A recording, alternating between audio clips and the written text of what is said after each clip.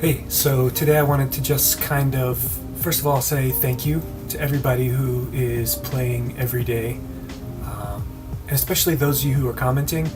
I know today's video really won't have much with regards to the commenters. But future questions for sure we will. And for those of you who are watching these, I really appreciate it. I know that I am very inexperienced and am working on getting better. And it's going to be a process, and hopefully next month the videos will be much better than they are now. But I wanted to say thank you.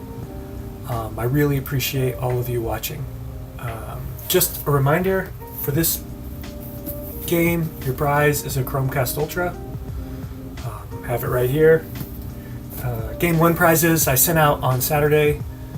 We do have the Daily Dollar winner. Today's winner was OTA Con 120. We've been giving away $1 every day. Like I said before, and I'll be announcing it more beginning of next week, I'm going to make another change for the next game. I would love to get your feedback.